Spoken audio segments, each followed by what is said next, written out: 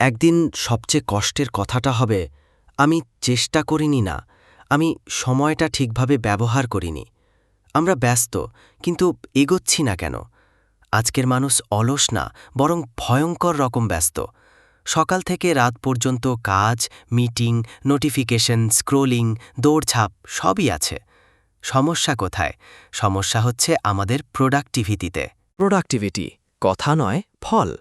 আমরা প্রায় ব্যস্ততাকে প্রোডাক্টিভিটি মনে করি, কিন্তু আসল কথা হল দিনের শেষে কি অর্জন করলাম। প্রোডাক্টিভিটি মানে কম সময় ও শক্তি ব্যবহার করে অর্থবহ ফল তৈরি করা। প্রোডাক্টিভিটির পেছনে ৩টি মূল উপাদান কাজ করে: মনোযোগ, শারীরিক কর্মক্ষমতা এবং সময়।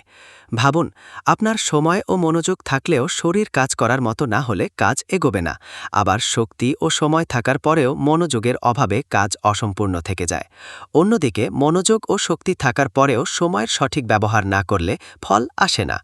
আমরা প্রায় ব্যস্ততাকে প্রোডাক্টিভিটি মনে করি, কিন্তু অপ্রয়োজনীয় কাজ আর এলোমেলো চিন্তা শুধু সময় ও শক্তিই নষ্ট করে, জীবনের মান বাড়ায় না। প্রোডাক্টিভিটি কোনো সুইচ নয় যে একদিনে অন করে ফেলবেন।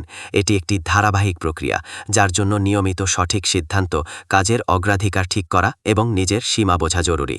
সবসময় প্রোডাক্টিভ থাকা সম্ভব নয়, আর বিনোদনও প্রোডাক্টিভিটির শত্রু নয়। আসল কথা হলো কাজ ও বিশ্রামের ভারসাম্য। মানুষ মেশিন নয়, বেশি চাপ দিলে ক্লান্ত হয়ে পড়ে। প্রকৃত প্রোডাক্টিভিটি মানে নিজেকে নিঃশেষ করে ফেলা নয়, বরং নিজের মনোযোগ, শক্তি আর সময়কে সচেতনভাবে ব্যবহার করে জীবনের মান উন্নত করা। আপনি যদি এখন ফোকাস না করেন, ভবিষ্যতে আপনাকে এমন জীবনই মেনে নিতে হবে যেটা আপনি কখনো চাননি।